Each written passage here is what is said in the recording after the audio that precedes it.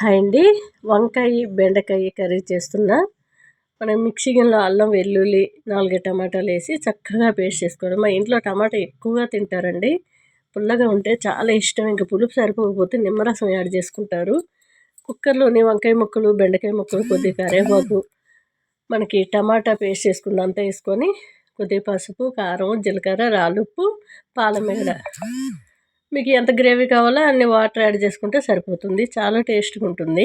చాలామంది అంటారు కోటి విద్యలు కూటి కోసమే అని, మంచిగా వండుకొని తినాలని.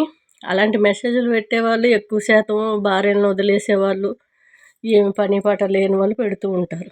మొత్తం కోటి విద్యలు కూటి కోసం అంటే మొత్తం ఆ కూడే కడుపుకి తింటే నీకు లేనిపోయిన రోగాలు వస్తాయి. నైట్ టైం పడుకునేటప్పుడు కూడా విపరీతమైన గురకలు వస్తాయి. అవసరమా? మేమైతే ఆరోగ్యంగా ఉంటాం, ఆరోగ్యమైన ఫుడ్ తింటామండి.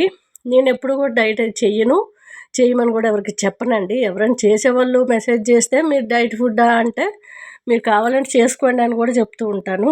నేను ఎప్పుడు కూడా డైట్ చేయను, కడుపు నిండా తింటాను. ఉప్పు కారం కాస్త తక్కువ వేసుకుంటాం కూరల్లో, బాగుంటుంది. మాకు ఇష్టం వచ్చినట్టు మేము వండుకుంటాం. మీకు నచ్చితే వండుకుని తినండి, లేకుంటే లేదు.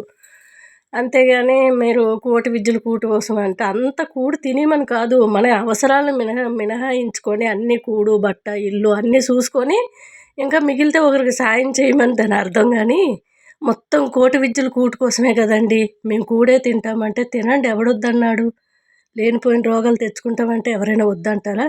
సగం కూటికి పెట్టండి, సగం హాస్పిటల్కి పెట్టండి. ఎందుకంటే కోటి విద్యలు కూటి కోసమే కదా. కొర్రలు కినోవా అండి, ఒక శుభ్రంగా 2-3 సార్లు కడిగేసుకొని ఒక అరగంట కానీ గంట కానీ నానబెట్టుకుంటే చక్కగా ఉంటుంది. ఒక పూట కొర్రలు తింటాము. ఇది మా మనవరాల కోసము నేను రెగ్యులర్ రైస్ పెడుతూ ఉంటాను. మీకు చూపించేటప్పుడు ఒక ముద్ద నోట్లో పెడతాను. టేస్ట్ అయితే చాలా చాలా బాగుందండి. ఒకసారి మీకు అవసరం అనుకుంటే ట్రై చేయండి. ఓకేనా?